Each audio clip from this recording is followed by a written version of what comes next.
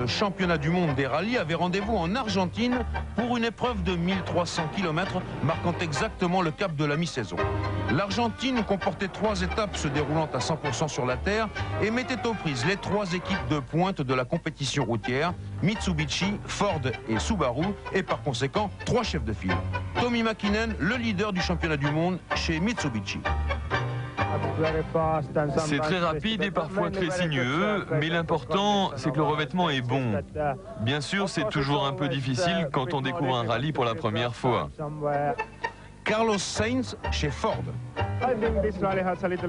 Je pense que ce rallye rassemble un peu toutes les conditions. C'est un rallye sur terre classique, dur, rapide, lent. Il y a un peu de tout. Et le champion du monde en titre, Colin McRae chez Subaru. Dès le départ de la première étape, la bataille fait rage entre les 3 hommes. Mäkinen s'installe immédiatement au commandement de la course. Liati fait jeu égal avec lui. Mais au bout de 2 spéciales, McRae est déjà là. Et il attaque McRae pour prendre de la marge. Trop sans doute, puisque dans la 6e épreuve chronométrée, il part en tonneau et démolit sa Subaru. Du monde qui voit s'envoler la perspective d'un 2e titre. C'est comme si le capot avait touché l'avant du moteur et endommagé la courroie d'arbre à cames. Le moteur a redémarré et s'est arrêté quelques mètres plus loin. Voilà qui devrait faire en théorie les affaires de Carlos Sainz. Or, c'est l'inverse. L'Espagnol doit faire face à un grave problème de transmission qui oblige l'équipe Ford à cannibaliser la voiture du Belge Bruno Thierry, l'équipier de Sainz, ce que Bruno accepte sportivement. Carlos se bat pour le titre mondial et ici, il n'y avait pas la pièce nécessaire. C'était normal qu'elle soit prélevée sur ma voiture. C'est régulier, je comprends ça. Au soir de la première étape, Mitsubishi est en tête de la course avec Mäkinen, très rapide mais en même temps très régulier. Sa situation n'en est pas confortable pour autant, car derrière la Mitsubishi, Subaru place 2 voitures, celle d'Ericsson à 26 secondes et celle de Liati à 1 minute et 12 secondes. Dans l'instant, Sainz n'est pas dans le coup pour la première place, mais dans le déroulement de la 2e étape, le cours du rallye bascule de nouveau, c'est la défense de Subaru qui cède.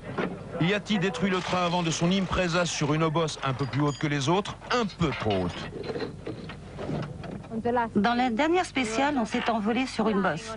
Mais envolé comme jamais. Jamais ça ne m'était arrivé dans ma vie.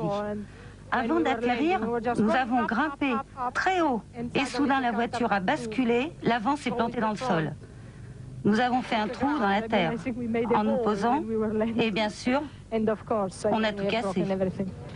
Et puis Liati va définitivement perdre pied à cause d'un problème de moteur qui lui coûte environ 10 minutes. Ainsi, au terme de la 2e étape, les positions sont claires. Mäkinen dispose de 55 secondes d'avance sur Ericsson et 1 minute 37 secondes sur Sainz qui a effectué une remontée déterminée vers le haut du classement. Reste donc en lice pour la victoire, une Mitsubishi, une Subaru et une Ford dans cet ordre. Mais la 3e et dernière étape est courte en termes de secteur chronométré. Ni Sainz ni Ericsson ne nourrissent l'espoir sérieux d'arracher la première place à Mäkinen. Le Finlandais se trouve donc dans une position confortable et c'est pour la place de dauphin que Ericsson et Sainz devraient en découdre comme des chiffonniers. Mais derrière Mäkinen, 2 impondérables surgissent. Tout d'abord, les organisateurs du rallye qui installent à la va-vite une déviation dans la première spéciale du matin. Voici Ericsson qui suit l'itinéraire à la lettre.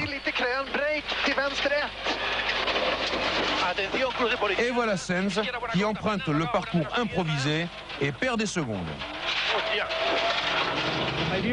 Nous risquons notre vie en étant des professionnels. Or, ici, les organisateurs ont prouvé qu'ils n'étaient pas des professionnels, tout juste des amateurs, de purs amateurs.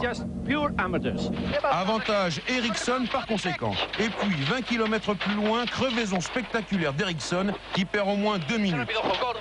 Avantage Sainz qui passe et s'empare définitivement de la deuxième place. Quant à Tommy Mäkinen, les derniers kilomètres vers Cordoba ne sont plus qu'une formalité pour lui et c'est fort justement qu'il reçoit les félicitations de son ami et coéquipier Seppo Ariane. Après 3 victoires en Suède, au Safari et en Argentine, le jeune Finlandais devient ipso facto le favori dans la course au titre mondial. Oui, je dois répondre oui, parce que les prochains rallyes, ce sont les 1000 lacs et l'Australie, et ils nous sont favorables. Et je ne vois pas pourquoi on n'aurait pas la chance d'obtenir de bons résultats à San Remo et en Catalogne. Mais Carlos Sainz n'a pas dit son dernier mot. Je pense que Mäkinen sera le favori, mais je suis un peu plus confiant maintenant. Nous attendons quelques petites évolutions sur le moteur, et quand elles seront là, ça ira beaucoup mieux pour moi. A noter que Patrick Bernardini, vainqueur du rallye Monte-Carlo, a fini en 9e position pour son 2e rallye sur terre, et que c'est une Clio Williams qui a remporté la catégorie.